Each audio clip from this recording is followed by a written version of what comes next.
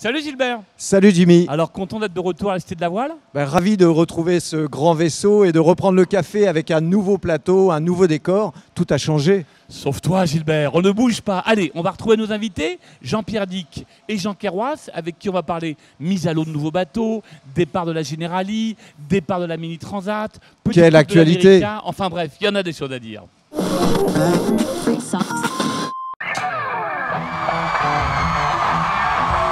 Salut à tous, bienvenue dans cette Cité de la Voile. On va évidemment, comme d'habitude, refaire un peu le tour de l'actu. Toi, t'es complètement fou, tu fais le tour du monde en solitaire. Pourquoi repartir faire une Barcelona? La Volvo se gagne avant le départ? Bon, on va tirer des bords là. Si je vendais le bateau, avec quoi je faisais la route de Rome? Allez, envoyez-moi le speed, mon Dieu, envoyez-moi le speed.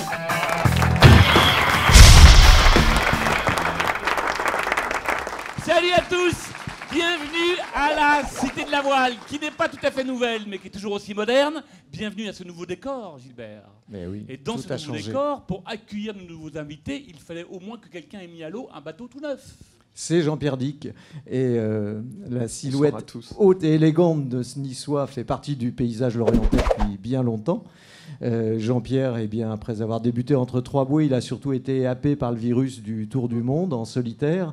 Et en 2016, il va s'attaquer à son 4e Vendée Globe à la barre de ce nouveau bateau, Saint-Michel-Virbac, dont il nous parlera bien sûr. Pour la petite histoire, on le surnomme le Gentleman Navigateur, qui a été élu marin de l'année par ses pairs en 2011. C'était l'année de sa victoire dans la Barcelona Race avec un certain Loïc Perron. Et à ses côtés, il y a, en sa qualité de président de la classe IMOCA, Jean Kerrouas, une classe IMOCA qui affiche plutôt une belle santé. Et nous aurons forcément beaucoup de questions à leur poser. Bienvenue à bord, messieurs. Dis donc Jean-Pierre, finalement, il n'y a rien de mieux que le Vendée Globe. Ouais, écoute, on y revient avec joie en tout cas, avec grand plaisir. Et voilà, ça 4e fois. Ouais, ben j'étais parti effectivement, j'avais dit ça serait peut-être mon dernier Vendée hein, avec le Virbac Paprec 3. Et puis il y a eu cette histoire du mode, il y a eu plusieurs raisons pour lesquelles finalement je suis revenu. Et cette quille perdue qui me l'a laissé un petit goût amer. Avec laquelle alors tu que avais fait l'objectif quand même était 2643 000, faut-il le rappeler. Voilà, mais bon, j'avais décidé de partir en mode. Bon, le mode n'a pas été ce qu'il devait être. Et dommage, voilà, très rapidement, je me suis dit, voilà, j'ai envie de boucler la boucle avec ce Vendée Globe, d'y retourner. Et très très joyeux de faire un peu ce comeback parce que ça a été long, il a fallu sortir un peu les rames pour tout faire repartir finalement. Mais Jean-Pierre, justement, à chaque fois, vous arrivez à construire un nouveau bateau, ce sera le 4e, et celui-là, il a été construit en France, alors parce que les autres, c'était plutôt en Nouvelle-Zélande. Alors, c'est un sursaut patriotique ou c'est la qualité des chantiers français? On peut plus trop parler de Dutch quality ces temps-ci, hein. C'est la French qualité. Non, effectivement. Bon, déjà, il y a eu effectivement un tour de table de mes partenaires qui m'ont permis de redémarrer. Paprec qui était là. Bien sûr, un nouveau venu, Saint-Michel, Virbac toujours présent, puis plus de nouvelles couleurs, orange voilà, maintenant, de nouvelles orange couleurs et bleu. Avec Saint-Michel. Ça, c'était l'élément qui a fait que le projet est parti. Et puis, effectivement, cette décision de construire en France, on avait pris un tout petit peu de retard par rapport aux autres éditions. Où, dès que le Vendée était fini, je repartais sur un nouveau bateau. Là, la décision s'est faite finalement un peu plus tardivement. La proximité. Ce qui fait que je suis plutôt dans le timing à la gabarre ce coup-ci, par rapport au dernier jeu, alors que d'habitude, j'étais toujours un peu le premier à l'eau. Oui, c'est le dernier de la famille des Verdier et VPLP, dont on en reparlera. Jean, vous êtes un président Kerrouas, vous êtes un président d'IMOCA, ravi, enchanté, parce que ce week-end à Lorient, il y a non seulement l'Atlantic Telegram, Gilbert, mais il y a aussi le défi Azimut, où il va y avoir combien de bateaux, Jean? Au défi Azimut, je crois qu'on attend 14 bateaux. Si tout le monde peut être présent, en tout cas, il y a 14 préinscrits. Et c'est vrai que la classe se porte bien, oui, en effet. Aujourd'hui, la classe, évidemment, dans la perspective du Vendée Globe, parce qu'on sait que l'histoire de la classe IMOCA est très liée, parce qu'il est évidemment, au Vendée dopé, Globe. c'est le Vendée qui dope. Oui, on le voit dans le cycle des 4 ans, bien évidemment. La perspective du Vendée dope la classe. Mais autour de ça, on a un championnat du monde qui tourne très très bien. On va avoir d'ailleurs le trophée Azimut, mais on va avoir dans un mois la Jacques Vabre avec 20 bateaux départ. Donc, et puis le championnat se continuera avec la New York, les Sables. Et on y reviendra, Jean. Mais alors, Comment ça se passe? Raconte-moi un petit peu, toi, Jean-Pierre, toi qui as fait 4 bateaux quand même pour le Vendée Globe. Tu as gagné en termes de potentiel sur ce de Saint-Michel-Virbach. Combien par rapport au premier Paprec-Virbach? C'est difficile à dire, mais on gagne toujours un peu partout en fait. C'est juste un ensemble de détails qui fait qu'à chaque génération, ça va un peu plus vite. Alors, bon, pour ce coup-ci, c'est un tout petit peu la nouvelle jauge. Il y a un petit fil à la patte effectivement pour les nouveaux bateaux. C'est un peu plus compliqué de faire une grosse différence. J'espère qu'elle va être réalisée. Bien pour l'homogénéité de la classe aussi. Voilà, c'est une décision qui a été prise. Bon, on l'assume, tous les gens qui... Ça n'a pas freiné le fait qu'il y ait des nouveaux bateaux, mais bon, il y a une monotypie qui fait que on surfait un peu sur l'innovation de l'architecture navale. Là, on a quelques petits... J'ai rarement vu il y a juste des une bateaux monotypie sur la aussi quille et peu les mâts, faut-il préciser. Voilà. Mais j'ai rarement vu des bateaux aussi peu évolués que le tien et que Gitana, que le dernier Gitana. Vous donnez l'impression vraiment d'être des bateaux hyper moderne, quoi. Ouais, tout à fait. Ouais. Je pense qu'on a fait un vrai travail de fond, effectivement, sur les bateaux. Mais le point que je voulais faire, c'est même avec toute l'énergie qu'on y a mis, c'est plus difficile de faire l'écart avec la génération précédente. Souvenez-vous, le Vendée Globe précédent, les nouveaux bateaux, on avait presque une semaine d'avance. Voilà, je pense que ça va être un peu plus serré. D'où l'intérêt. Mais justement, à propos de cette évolution qui est forcément dans l'ordre des choses, mais par exemple, certains skippers historiques trouvent, comme Bertrand de Broc, par exemple, qui lui a un bateau plus ancien, trouvent qu'on a beaucoup favorisé la technologie au détriment de l'aventure. Jean? Oui, alors Même si en c'est effet, dans l'ordre des c'est choses. un débat permanent au sein de la classe. La classe est une classe très vivante, mais il faut revenir aux fondamentaux de la classe. C'est-à-dire que la classe a été créée autour d'une fédération de skippers au large dans un objectif qui était triple. C'était de la sécurité des coureurs, l'équité des courses et l'innovation. L'innovation, c'est dans les gènes de l'IMOCA. Donc, de la voile aussi. Je pense que dans un monde où aujourd'hui, en effet, la classe se porte bien, mais rien n'est jamais acquis, nous devons nous positionner dans un ensemble aussi de supports plus ou moins attractifs pour des skippers ou pour des sponsors.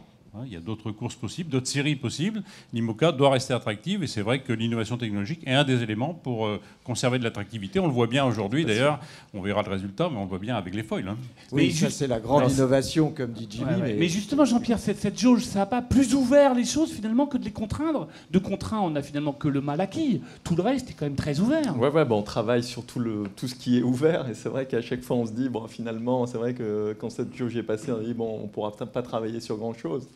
Mais finalement, on s'aperçoit que le diable se cachant dans les détails, et il y a tellement de détails que c'est un travail absolument colossal qui peut être réalisé, même encore avec un monotype, une quille monotype. Sauf que Gilbert... Passionnante d'ailleurs. C'est vrai qu'il y a un côté très passionnant. Vous avez vu l'image de la construction du bateau. Aujourd'hui, ce sont des petits bijoux de carbone. Ça l'était déjà il y a 8 ans quand on avait fait on va encore plus loin dans la C'est vrai que pour être allé structure. sur le chantier de Gitana et de celui de Saint-Michel-Virbach, oui, c'est quand même assez impressionnant. Alors justement, Jean-Pierre, toi, tu fais partie de la collection, de la grande collection, de la nouvelle collection griffée VP-LP Verdier, avec 6 bateaux. Mais comme Edmond Rothschild, c'est-à-dire Gitana, et le tien, vous êtes un peu la dernière version par rapport à Safran, à Banque Populaire. Alors, quelle est la différence?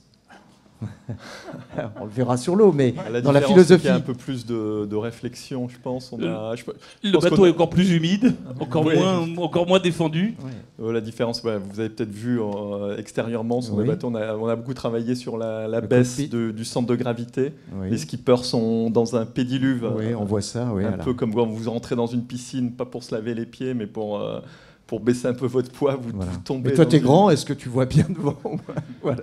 Il y a des contraintes, ça, je ne peux pas vous le cacher, que ce n'est pas des bateaux faciles à mener.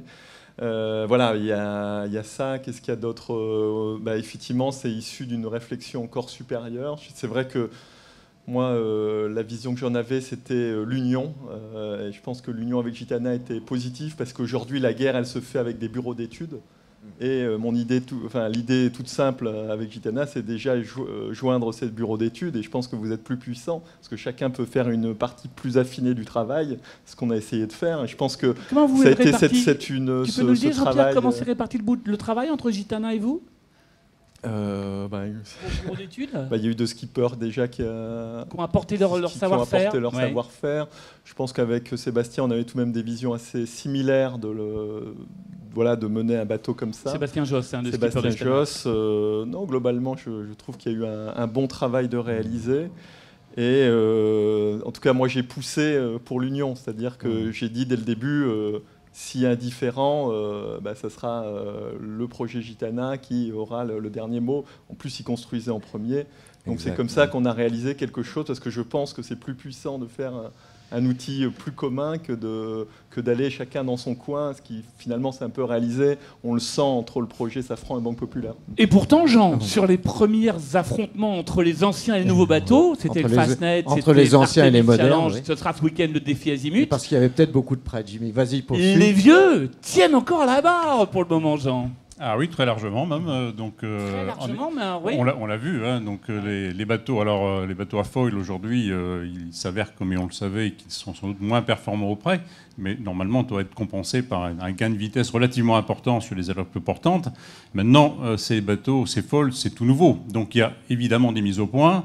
Et les skippers avec qui on s'entretient nous disent laissez-nous petit à petit avancer, progresser. Je crois que ça progresse déjà beaucoup, d'après ce que j'entends. Donc attendons un petit peu pour voir exactement comment les choses se rééquilibrent. Voilà. Et toi, Jean-Pierre, aujourd'hui, par rapport à ce que nous ont vendu, entre guillemets, les architectes, il n'y a pas de grosse surprise. On s'attendait à ce que des sommers, les courses d'été, les nouveaux bateaux aillent moins vite. Donc ça, c'est pas une surprise. C'est comme exactement pareil que quand Kun Mujan disait c'est normal que mes bateaux perdent sur la Volvo les inshore, ils sont pas faits pour ça. Voilà. Donc on peut pas les attendre sur quelque chose pour lesquels ils sont pas faits. Néanmoins, c'est vrai que c'est toujours un peu frustrant de perdre des courses alors qu'on a un bateau flambant neuf et tout ça. Voilà. Donc, et toi, Jean-Pierre, tu étais frustration. Moi, j'ai perdu aucune course, j'en ai pas. Voilà, c'est ce que j'allais dire. Toi, tu étais un observateur très intéressé. Mais est-ce que donc tu viens de mettre à l'eau et puis le départ de la Jacques Vabre, c'est le 25 octobre. Le délai, il est extrêmement court pour toi. Là, pour le coup, c'est la première fois qu'on est dans un peu au bord du gouffre, je dirais. Et, on va essayer toute l'équipe. Il y a l'expérience, même 4 bateaux. On a une super équipe. Donc on va essayer de faire quelque chose. Et en tout cas, la course n'est pas perdue, loin de là.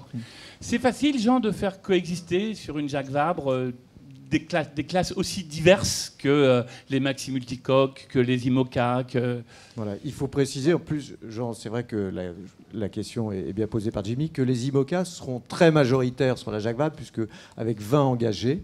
Mais effectivement, cette coexistence, est-ce qu'ils ne vous font pas de l'ombre, les ultimes ? Oui, c'est jamais simple. On l'a vu sur la dernière route du Rhum. C'est-à-dire que c'est évident qu'en communication grand public, les ultimes font de l'ombre à l'IMOCA. Voilà. Donc c'est pour ça qu'on est aussi en effet intéressé pour participer à des courses où il y a plus de différentes séries, mais aussi d'avoir un circuit où il n'y a que des IMOCA au départ. C'est comme ça qu'on peut communiquer très fortement sur la classe. Le circuit, c'est la prochaine course au mois de juin prochain, New York-Les Sables. C'est la nouvelle course de la classe IMOCA, donc c'est une décision de l'Assemblée Générale de créer cette nouvelle course. C'est la volonté de la classe de développer l'international, c'est-à-dire que l'avenir de la classe passe par un développement à l'international, à travers rendre attractif pour des Américains, pour des Asiatiques, la série IMOCA. C'est en effet nos objectifs avec notre partenaire communication qui est OSM, donc nous y travaillons. Et cette course partira de New York, qui permettra d'avoir un impact important en Amérique. Mais course qui chevauche un peu avec aussi une autre course qui est The Transat, une transat historique. Bien sûr. On est à la voie d'Éric Tabarly ici quand même. Elle ne se chevauche pas vraiment. Non, elle ne se chevauche pas, mais elles vont se faire concurrence. La décision de la classe, c'est en effet au calendrier du championnat du monde, c'est la New York Les Sables. Maintenant, il est possible pour les coureurs qui le souhaitent, et certains le souhaitent, ils nous l'ont exprimé dès l'Assemblée Générale, ils peuvent faire The Transat, le The Transat part le 2 mai, la New York Les Sables part le 29, donc il est tout à fait possible, l'une arrive à New York, l'autre part de New York. Il est relativement facile pour ceux qui le souhaitent de faire les deux. Tu feras la Transat, Jean-Pierre ? J'ai pas encore pris la décision, mais la dernière Transat anglaise m'a laissé un goût un peu bizarre. Parce que j'étais retrouvé tourner avec mon bateau près du Groenland, et ça, au bout de 10 jours, il faisait froid là-bas. Il y a une course retour de la Jacques Vabre qui partira de Saint-Barth. On sait où elle arrive, Jean ? On le saura lundi. C'est-à-dire qu'aujourd'hui, il y a 4 villes candidates pour accueillir cette course. Des noms. Non, je ne vous donnerai pas de nom. Donc on a un conseil d'administration lundi, et c'est le conseil d'administration de l'IMOCA qui décidera du lieu d'arrivée. Donc vous voyez, ça partira bien de Saint-Barth, ça c'est sûr, et ce sera toujours la B2B. Donc Saint-Barth, quelque part en Europe. Il y a une semaine, Jean-Pierre. Bretagne. L'Europe, la Bretagne est en Europe, pas de souci. Ouais. Jean-Pierre, il y a une semaine, est partie peut-être la plus forte, la plus symbolique de toutes les transats. C'était la mini transat de Douarnenez. Est-ce que ça t'a donné Est-ce qu'un jour t'as eu envie d'y aller? Parce que tu serais à l'aise là-dessus, toi. Ouais, je sais pas. Avec On ma dit toujours. taille. Oui, avec sa taille sur un petit voilier de 6,50 m comme toi, Jimmy. Ouais, c'est une belle transat. En tout cas, bon, il s'est trouvé que j'étais pas, voilà, c'était pas le moment pour moi lorsque j'étais jeune adulte. J'étais plus dans une sphère de d'être dans une entreprise, travailler pour devenir cadre. Le virus m'a finalement, j'ai reversé ma coutille à 35 ans. Bon, je me suis dit peut-être mieux aller dans les gros bateaux tout de suite. Et voilà, c'est ce que j'ai fait. Donc, mais c'est une super épreuve. Oui, il y a un côté aventure hyper sympa. Il y a voilà, les gens qui aiment la course au large aiment cette épreuve forcément. Oui. Et une course fantastique pour les futurs concurrents du Vendée Globe, j'imagine, Jean. Oui, j'étais au départ de la Mini Transat à Douarnenez. Superbe départ. D'ailleurs, avec des conditions exceptionnelles. Ça nous change d'il y a 2 ans. Oui. Mais c'est vrai que, en effet, c'est l'antichambre de la course au large. On le sait tous. C'est déjà avec des bateaux extraordinaires, avec des protos, des séries. C'est une organisation spécifique à cette classe. C'est plutôt bien vu, je pense.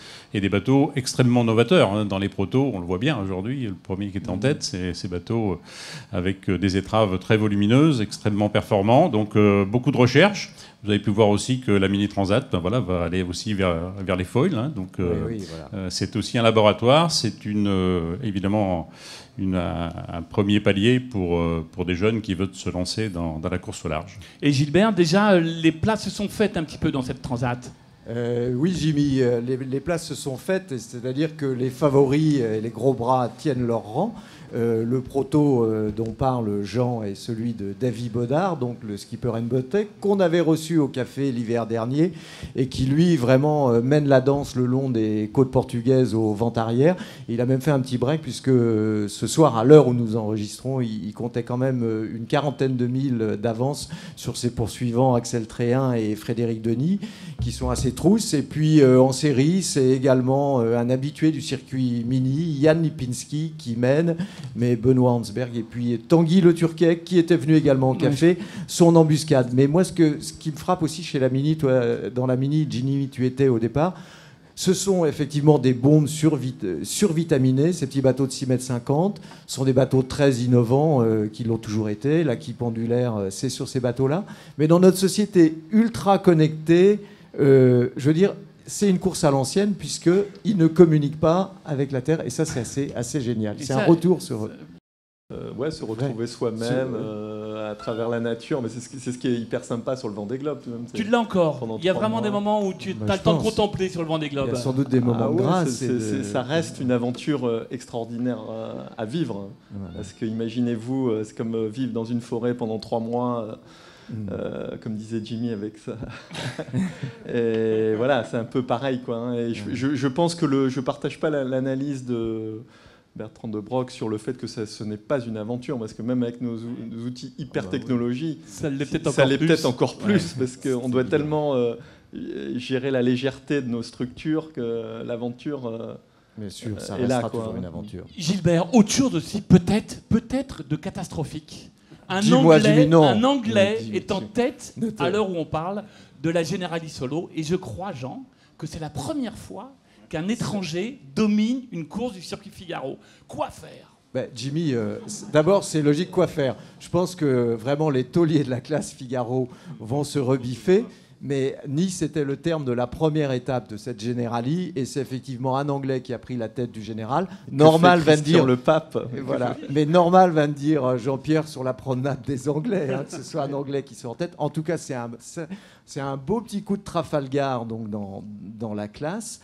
Mais bon, Nick Cherry, c'est pas un inconnu. Il est à sa 5e saison sur le circuit. Et puis Jimmy, on l'a vu, il y a une montée en puissance grâce à l'Académie Artemis qui favorise plusieurs jeunes talents. talents qui viennent s'entraîner ici à Lorient l'hiver sous la houlette de Tanguy Le Glatin que les Anglais sont montés en puissance. Un Anglais, Jean, peut-il gagner aussi le Vendée Globe ? Ah ben, on l'espère un jour, oui. C'est-à-dire que je parlais d'internationalisation, c'est pas seulement les départs de course, c'est aussi dans les skippers. C'est-à-dire que véritablement, la course au large, vous connaissez l'histoire, c'est vraiment franco-français au départ. Aujourd'hui, elle s'internationalise. En solitaire, oui. course au large en solitaire, pardon. Elle s'internationalise. En effet, on le voit avec la montée en puissance de tous les skippers britanniques avec l'Artemis. Bon, aujourd'hui, c'est vrai qu'ils sont premiers d'une épreuve du championnat de France. Oui, oui. Hein, donc, voilà. La Generali n'est pas finie. Non, on ne peut que s'en féliciter. Je pense que c'est une très bonne chose pour nos classes en solitaire. Ça aussi, Jean-Pierre, le Figaro, c'est peut-être ce qui... Je ne te le souhaite pas. Mais c'est peut-être ce qui t'aura manqué pour remporter un Vendée Globe. Oh bah c'est sûr que c'est une école extraordinaire du solitaire. T'as pas voulu, t'y es passé une fois, si, t'as pas eu le temps. Oui, mais t'as pas eu non, le temps. j'aime pas. J'apprécie pas beaucoup le bateau en fait. Ouais. Je trouve voilà, moi je fais aussi du bateau parce que il y a un côté high-tech. Je retrouve pas de sensation avec ce bateau. Voilà, je te rappelle qu'on a fait du genre de 24 ensemble. Oui, d'accord. Mais... Voilà, donc, pour moi, c'est un côté important si je le. T'aimes la recherche, t'aimes le développement.